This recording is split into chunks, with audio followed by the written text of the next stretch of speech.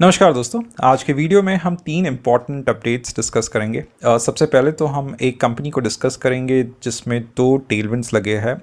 एक तो coal gasification का टेलविंड है और दूसरा जो रेयर अर्थ कॉरिडोर्स बन रहे हैं उसका टेलविंड है, तो ये कंपनी को डिस्कस करेंगे। सेकंड, गॉडफ्री फिलिप्स का जो रिजल्ट्स निकले हैं उनको डिस्कस करेंगे। तो on the face of it results काफ़ी अच्छे दिख रहे हैं, बट अगर आप एक लेवल टू एनालिसिस करेंगे तो शायद अगले 2-3 क्वार्टर्स के लिए रिजल्ट्स इतने अच्छे ना लगे, right? So this is something which we discuss Godfrey Phillips. And the third thing is we'll discuss another company which is responsible for building 60% of the nuclear capacities in India. जब मैं nuclear capacity की बात कर रहा हूँ, I'm talking about the civil construction, जो EPC nuclear plants होते हैं। अभी तक पिछले 70 सालों में 60% of the nuclear plants or 60% of the capacities with regards to nuclear plants has been built by this EPC company. तो इस company को भी हम discuss करेंगे, right? So we'll start with the first company. It is CMPDI. तो CMPDI का market capitalisation करीबन 17,000 करोड़ का है। काफ़ी रिसेंटली ये कंपनी लिस्ट हुई है, कोल इंडिया की सब्सिडरी है। और इस कंपनी का काम ये है कि कोल के जो माइंस होते हैं, तो कोल के दो तरह के माइंस होते हैं। एक तो ओवरकास्ट माइंस होते हैं एंड एक तो अंडरग्राउंड माइंस होते हैं। तो कोल माइंस ढूंढने का काम, उनको एक्सप्लोर करने का काम वो CMPDI का है।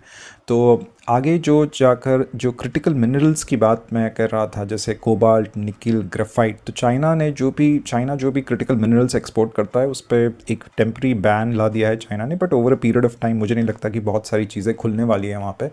तो बहुत सारे जो कंट्रीज़ है, जो मेजर इकोनॉमीज़ है, वो अपने खुद बंदोबस्त कर रहे हैं अपने क्रिटिकल मिनरल्स का। तो थोरियम, यूरेनियम, ये भी कुछ इंपॉर्टेंट एलिमेंट्स है जिनको खोदा जा रहा है, जिनको ढूंढा जा रहा है।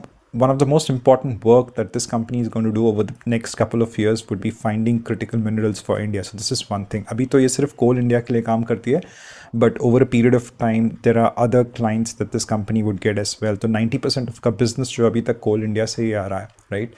The other important thing which I spoke about is coal gasification. So coal gasification is nothing but you do not burn coal, you convert coal into syngas. Syngas is an intermediate product. उसको process करके syngas बनाते हैं, and then you use that syngas to make ammonia and nitrogen. And when you make nitrogen, then you can use that nitrogen in the fertilizers. तो जो waste Asia का crisis हुआ है उसकी वजह से फर्टिलाइजर्स के ऊपर काफ़ी प्रेशर आ गया है। तो इंडिया खुद आत्मनिर्भरता या फिर इंपोर्ट सब्सटीट्यूशन बोल सकते हैं, तो खुद के फर्टिलाइजर्स खुद प्रोड्यूस करेंगी। तो करीबन 37,000 करोड़ का गवर्नमेंट ने कैपिटल एलोकेट किया है। तो इस कंपनी को फिर से ज़मीन के नीचे जाके कोल ढूंढना है, जो कि बहुत है इंडिया के पास कोल।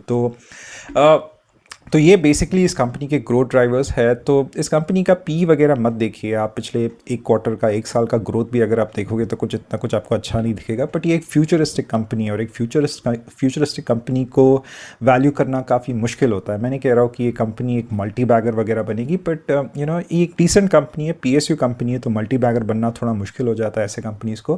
But it's a good company, you can study this company further. These are not stock recommendations, ये मेरा पॉइंट ऑफ व्यू है। This is educational point of view. This is not should not be taken from the investment point of view. So CMPDI is one company which you can explore and study, right? So the second company that we spoke about is Godfrey Phillips. तो Godfrey Phillips को शुरू करने से पहले Godfrey Phillips का सबसे बड़ा strength जो है वो उसका बिजनेस मॉडल है। एक तो सबसे पहले उसका ब्रांड जो है इतना स्ट्रॉन्ग है। मालबोरो जो उनका ब्रांड है, it's like a highly premium brand. तो ब्रांड इक्विटी में ये कंपनी 100 आउट ऑफ 100 है। दूसरा, अगर आप देखो इसका डिस्ट्रीब्यूशन तो उससे भी बेहतर है, ब्रांड से ज़्यादा स्ट्रॉन्ग तो उनका डिस्ट्रीब्यूशन है, राइट? और तीसरा सबसे इंपॉर्टेंट, तो बिजनेस पॉइंट ऑफ व्यू से ये कंपनी काफ़ी स्ट्रॉन्ग है। तीसरा इंपॉर्टेंट पॉइंट प्राइसिंग पावर है। तो जो जनवरी फरवरी में जो टैक्स इंक्रीजेस हुए थे, इमीडिएटली एक झटके में एंड कस्टमर को प्राइसेस पास ऑन कर दिया। उसका नुकसान भी हुआ, नुकसान के ऊपर बात करेंगे हम, क्योंकि मैनेजमेंट ने गाइडेंस उसके मुताबिक दिया है। बट एकदम निडर है कंपनी अपने, मतलब प्राइसिंग, मतलब पता है कि सिगरेट की जो आदत है वो छूटती नहीं है। तो अगर 20 रुपये की सिगरेट मिल रही है, उसको उसका दाम 25 रुपये करना है तो कर दिया एक झटके में। तो प्राइसिंग पावर है इन कंपनीज़ में। ROE देखोगे आप, इस कंपनी का 25% से ऊपर है। ऑपरेटिंग प्रॉफिट मार्जिन पिछले 5 सालों में 25% क्लॉक कर रहा है और इसमें कोई फ्लक्चुएशन नहीं है। तो एक बहुत बहुत स्ट्रॉन्ग बिजनेस मॉडल है इस कंपनी का। मतलब री इन्वेस्ट करना, इतना कैश आ रहा है, इतना फ्री कैश फ्लो है, उसको री इन्वेस्ट भी कहाँ कर रही है कंपनी? FDs में डाल रही है या फिर स्टॉक्स में डाल रही है। मतलब काफ़ी स्ट्रॉन्ग है। खाली फुकट का बकवास और डिवर्सिफिकेशन नहीं करती है कंपनी। अपना जो स्ट्रॉन्ग बिजनेस है, अपना सिगरेट का बिजनेस है, उसी में री इन्वेस्ट कर रही है। और अगर वहाँ पे नहीं कर रही है तो अपने FDs बना के छोड़ रही है। तो काफ़ी एक स्ट्रॉन्ग बिजनेस मॉडल है। बट मैनेजमेंट ने एक गलती जो अपनी पहचानी, जब उन्होंने अपने कॉन कॉल में बात किया, कि जो ये टैक्स इंक्रीज था या फिर जो ये प्राइस इंक्रीज था टैक्स के बाद का, उन्होंने एक झटके में वो एग्जीक्यूट कर दिया, जबकि उन्हें वो थोड़ा इंस्टॉलमेंट में करना था। तो क्या हो गया, तो 20 रुपये की सिगरेट जब 25 रुपये की सिगरेट बन जाती है, तो उसको जो इस्तेमाल करने वाले लोग होते हैं, they do something called as down trading. So what they do is, for example आप एक 25 रुपये की सिगरेट खरीदना नहीं चाहते हो, so they move to a cigarette which is like 20 rupees और अपना ब्रांड चेंज कर देते हैं। जबकि एक अच्छा तरीका इस प्राइस को पास ऑन करने का ये था कि आप 20 रुपीज़ की सिगरेट को 21 कीजिए, फिर 3 महीने के बाद 23 कीजिए, फिर उसके बाद में 25 कीजिए। तो थोड़ा धीरे धीरे पास ऑन करना था प्राइस, बट मैनेजमेंट ने एक वक्त में ही झटका दे दिया सिगरेट के प्राइसेस को, जिसकी वजह से करीबन 20% का वॉल्यूम लॉस हो गया। एंड दूसरी एक चीज़ दिख रही है काफ़ी क्लियर कट कि कंपनी का जो सेल्स ग्रोथ है उससे ज़्यादा तेज़ी से रिसीवेबल्स ग्रोथ है। तो एक तरह से कंपनी ने काफ़ी ज़्यादा स्टॉकिंग कर दी है अपने डिस्ट्रीब्यूटर्स एंड पे, डीलर्स एंड पे,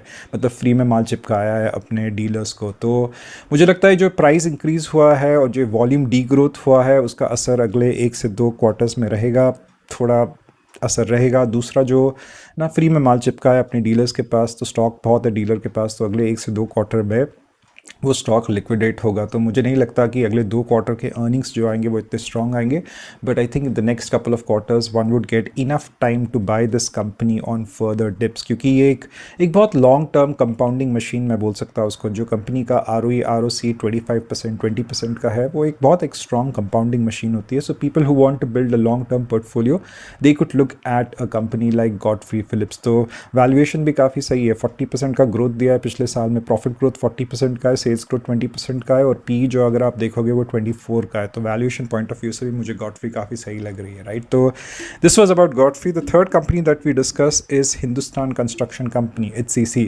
तो इस कंपनी में आपको जो खामियां एक कंपनी में मिल सकती है वो इस कंपनी में आपको मिल रही है, राइट। तो ये company I think 5,000 crore market capitalization है इस कंपनी का।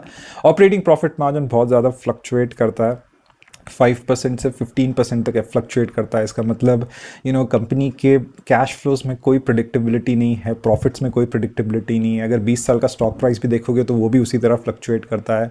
Net profitability is just 3%। तो ये कंपनी बेसिकली क्या करती है, गवर्नमेंट के लिए, गवर्नमेंट के जो हाइड्रो पावर के प्रोजेक्ट्स हैं, न्यूक्लियर प्रोजेक्ट्स है, कंस्ट्रक्शन प्रोजेक्ट्स है, EPC कंपनी जैसे मैंने बताया स्टार्ट में वीडियो में, तो EPC कंपनी गवर्नमेंट्स के साथ ही सिर्फ काम करती है। तो नेट प्रॉफिटेबिलिटी EPC कंपनीज की काफ़ी कम होती है, इस कंपनी की तो और भी कम है, 3% नेट प्रॉफिटेबिलिटी है।